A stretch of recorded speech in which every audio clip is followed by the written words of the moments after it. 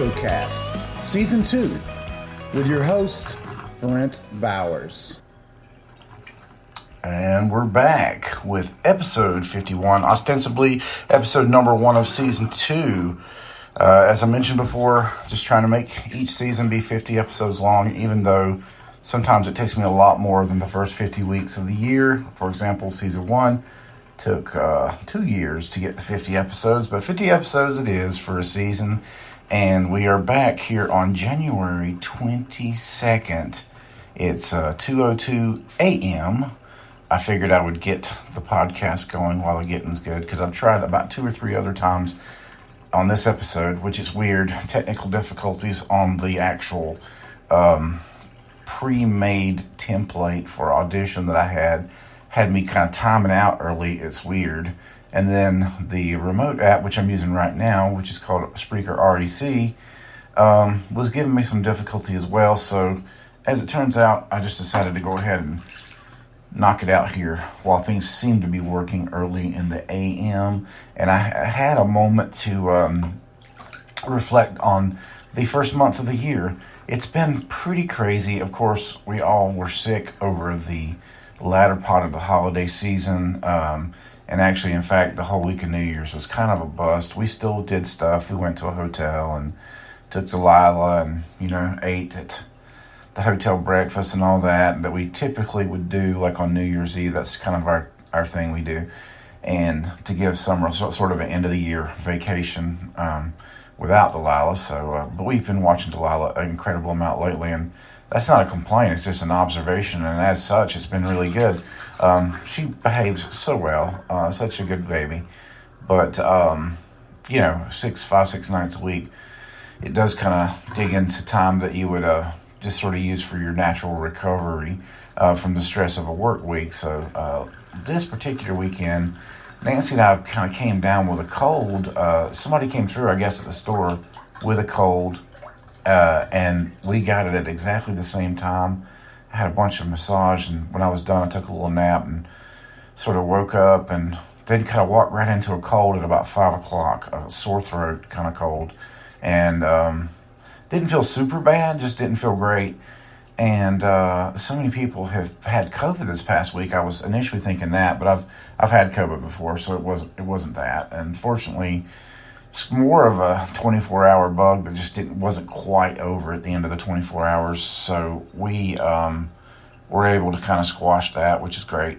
So by Sunday night, which was last night, we have Delilah again, and we're able to kind of resume our normal schedule. And typically, she stays with her mom on Friday nights, with us on Saturday night and Sunday morning, and then we take her home, around lunchtime on Sundays. And then we have Sunday night, and then that sort of kicks off the 5-day sequence of her school, where I have to get her ready in the mornings, and we get her to school on time. And I'll tell you what, man, meeting that 8 o'clock start time is tough. And the school's only 13 minutes away from here, but, you can't get them there as late as 9, and that's kind of usually what we do.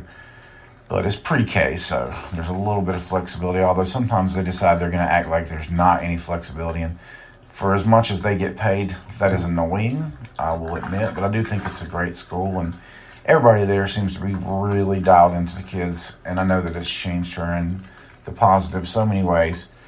So, I just try to do my part, as they say. But anyway, last night was interesting because we've kind of winnowed things down on the tri-album project. And I say tri-album because an album is typically 10 songs. And Harrison and I, in the last 2 years, have done 29 songs. They're all kind of buttoned up now. And we're waiting for Eddie's version of the mix. And then we get to make little adjustments. If all goes to plan, Friday night of this week at about 7 o'clock, I'll go and we'll listen to the mixes for half of Ansel's album and our 29 songs, I hope. If that happens as expected, then it's just a matter of us making any final notes or tweaks, and I'm hoping we can just make them right then. And then, potentially Southern Lane will be done. We just have to pick the songs. And I think Harrison and I last night sort of tried to sit down and put those songs in a bucket, and we came up with 12 that we felt like were just pure Southern rock and would go on the album Southern Lane. That's exciting. You know, I dropped 2 weeks ago, late summer, the album that, you know, I created along with some Nashville musicians and the help of my friend Tim Galloway in Nashville back in 2018. And I think it's been sitting completely finished since 2019, and I did not release it because of COVID. Just didn't feel right to release, you know, an artistic work in the middle of all that negativity and, you know, hard times and bad times for a lot of people, and of course, unfortunately, the end of times for a lot of people. But it felt right now, so that's dropped, and you know, shout out to my friend Michael Melendez and the few other folks that have sent me feedback on that album and, you know, congratulated me on it, because as I always tell them, being a guy that makes original music, like, your focus is using all your resources to put out the best music you can. Most of that goes, it's a really thankless job. Most of that goes unnoticed. It means a lot when somebody gives you feedback, I gotta say, and either constructive or positive. You know, it's useful when people, you know, listen back to you. My only other source of that is a group on MeWe that I contribute live performances on, but, you know, that's just maybe one or two guys will comment, and it's good to hear their feedback. And I don't know these folks from Adam, other than a lot of them post music too, you know, which I give feedback on. But yeah, it's a thankless job, you know, and it's like, especially now when everything's digital, you're not even putting out a disc. Although I will say that I'm going to try to get a couple of discs just to have to put up. I do still have a CD player, but, you know, anyway, Nancy and I felt a little bit better on Saturday night, but not good enough. I didn't want to get Delilah sick, so we left work and went straight to the Ruby Tuesdays in Thomasville, which seems to be stuck in the 80s, and I'd say that in a good way. We had a great time eating there. The salad bar was on point. The service was a little slow, but it was friendly, and there were people. It wasn't crowded, but there were a few people there, and it just kind of felt like that Ruby Tuesdays was like a Ruby Tuesdays from the 80s, and the 80s were like the best times of my life, you know, of my young life, and as far as that, the best decade that I've experienced for the country, you know.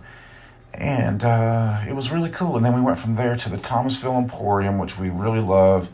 Ended up in the coffee shop, talked to the guy that owns the coffee shop and the grill. Nice fella. He gave me a little bit of the backstory on the place, and that was interesting. Still got to get back to that grill and eat at some point, you know, to support that. But the coffee shop, really cool. I think it's called Cup and Cone. Very cool. Good coffee, good treats. So really, really nice. And we always have a great time. This time I did not really find anything that I felt like I needed to buy, although Nancy, of course, spent $40 as usual. But yeah, it's kind of a fun thing, man. You just walk around. There's, you name it, it's in there. I was kind of looking for an easel, which I did not find. Didn't see any painting supplies. But on that front, I have started a 10-minute dedication every day. As soon as I get in the store and, you know, get Delilah off the school, get in the store, and typically I won't have a massage until 9:30 or 10. So I have the first 10 minutes, and I'll sit down with my sketchbook, and I'm starting to try to work on my art skills, my traditional art skills. So if I spend 10 minutes sketching for the day in a big old nice bound sketchbook, and I want to start filling that bad boy up. Of course, mostly it's pictures of family members and stuff like that, but I'm just going to sketch something in there on those pages. And soon I will take some training online for how to sketch, you know, human faces and figures and stuff. There's plenty of those courses out there. I probably even have bought some in the past, but just didn't have time to go through them. So, you know, my ambition is to learn to do this so that I can move beyond the limits of Dad's Studio. Dad's Studio is just it's a great tool, and eventually I could see it informing my drawing, but it's kind of a soul-sucking vacuum of value where there's so many people doing it at a mediocre level. Any good work is buried in a sea of mediocrity, and that's kind of a bummer for me. And I'm probably only average in that whole world. So, you know, make a little money here and there on it, lose a little money by spending money on assets, and I'm trying to get away from that part of it, you know, and I have been. Okay, so what's next? Next, I purchased a Gibson J45. the most popular acoustic because they had a reasonable sale going on. I had some points built up, and I also purchased a second Bluetooth speaker, Harbinger Bluetooth speaker, and it's like the one I'm using at Loafers. I can just leave one at Loafers, leave one here, powered speaker, and I have the board, which I'll take back and forth, which is so much easier than lugging heavy equipment in there. The open mic that I hosted in January, went over really well. So I think we'll do another one of those in February. And I still hadn't decided when I'm going to play again. I'm thinking it's probably going to be March, maybe second or third week of March. I'll do my solo show. Sometime after that, I'll be booking a show for Bowers, Foreman, and Harrison and I talked about last night the idea of doing a live album. We've played at Loafers so much in the past 3 years that I think he got a little bored with it, if I'm being real. And I guess at times, I have sort of felt that energy, but I enjoy it. I mean, it's keeping me on my toes with my production work. So, but we discussed the idea of, now that I have better equipment for that, and I'm using a mixing board, of outputting that into the Zoom MRS4, whatever it's called, my multi-track recorder, and remotely recording that show and trying to do the exact same, say, 10-song set 3 different times, and playing each song to a click track and recording that. And then, in theory, if we recorded it to a click track and we took all the tracks at the end of it, we should be able to cross-bounce those to create the best live performance that we had, and that would become part of a Bowers Foreman live album. It's tough to do a live album. Typically, it takes a truck and a team of engineers. So if we could pull that off on any level, actually playing at Loafers, it would be Bowers Foreman live at Loafers, And I could see that being really cool and an accomplishment, and something that would kind of give us a focus on the technical aspects of that performance and getting to the point where I don't have to look at a chart. I can just play these 10 songs without any kind of reference, mistake free. And I think that's a good ambition for us, because we got as good as we could be playing live with like little to no rehearsal, because we got where we knew those songs. And I just want to take it to that next level. I feel like it can go there. I'm leaving the percussion guy out of this, because that, whoever it is, whether it's Tony or Lee or somebody else, I've just had difficulty getting that third person in on the rehearsals. And then if it's just Harrison and I, it's just a little bit easier to manage the scheduling of rehearsals. Like this week, for example, I waited 2 weeks on his availability to get together, and we had a studio day, and then we're going to get together next. This is excluding our stuff at the real studio. I'm talking about work taking studios at my place, Secret Studios upstairs. And, we are going to be in the actual studio Friday night, and we'll talk about this then. But I think he said 2 Sundays from now he's available, so we would do another day similar to what we did. Now let's talk about what I did yesterday. So through this process of starting the open jam, and also hiring a fiddle player for the V-Hill, one song in particular on the V-Hills, Dale really wanted a violin. He first asked for a female violin player, and we found one.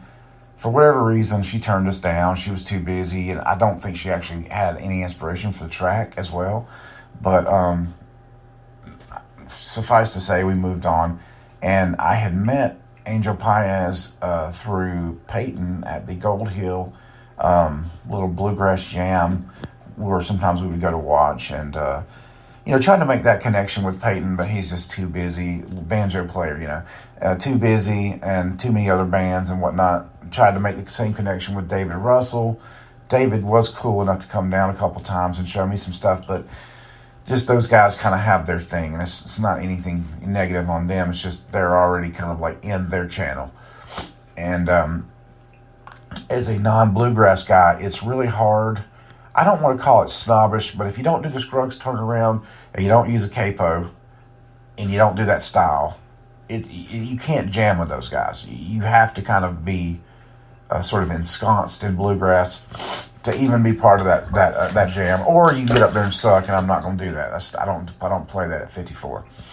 I don't put myself in situations where I'm not comfortable enough to get along, you know what I'm saying? So anyway, Angel Paez, we eventually were able to hire him to come and do a fiddle part on 3 songs. And I was just so blown away by how good and how super prepared he was. And Greg basically was his driver. And so Greg Sales, who I've gotten to be, I want to say buddies with, but like he's a guy that I like enough that I'm willing to help him with his music, whatever facet that may be. And Greg came down and supported us at Loafers a couple times, and he came into the open jam, and then he came back to my gig the same weekend. So I just thought, man, this is a cool guy. So I've got along with him pretty good, and I thought maybe there's a chance that I can produce his record or a song and help him with this. Because it felt like to me he was a guy with some talent that if he was producible in the right way, Bowers Foreman could pretty much push him to his next level. And I talked to him about it. He had original material, wasn't bad. And I just talked about his ambition, and he seemed to get the value of doing like a legacy work, like he's 67 years old and played music before and is kind of getting back into it and stuff. And all that said, he sent me some originals, and I talked about the idea of maybe just having him come at the end of our session today. But then I called him and said, hey, come on early. We'll just kind of make this one about you, and you can kind of see how we work, and we can kind of see, how you are able to work with us. And so he came, we had a good time, but on the tail end of it, I kind of discovered, so we picked a song he didn't really know. I played 3 covers, and then we had him play one of his. And I said, well, instead of doing yours today, why don't we do a work tape of a cover that I've been wanting to do with us anyway, just for fun, because I got the organ up there, and I had this vision for how I was going to use the organ and all that. So we did the whole thing, and, musically we did a bunch of it, not the whole thing. We spent 2 hours on it. Eric Cook stopped by for the first time to see my studio and check out some new guitars, and that was a bit of a distraction. But we got back to the focus on it, laid down the acoustics, laid down the drums, I laid down the bass and the organ, and then we're sitting there and I sang a scratch vocal. I always like to sing a scratch vocal because a lot of artists, even though I could listen to somebody like Ansel or whatever and say I really like their vocal tone, it's a nice vocal tone, it's better than mine, more interesting.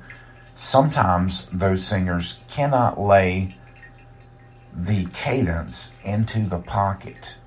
Now, for my production value, right up there with you got to play everything to a click track, there's you got to sing in the pocket, if there is a pocket. And when people can't do that, that is a bit of a problem. And I say it can come from a multitude of things. One of the main things it comes from is the style. Like if you're just doing Jimmy Buffett, there is no pocket on Jimmy Buffett. And I think kind of Greg's style on the whole is like that. Like he does a very speeded up version of Friend of the Devil, which, I played along with him fine. And I was able to pick up on the style he was doing it and then sing the harmony, first pass live, first time I ever heard him play it. And sometimes I take for granted that other people can roll like that, and they can't.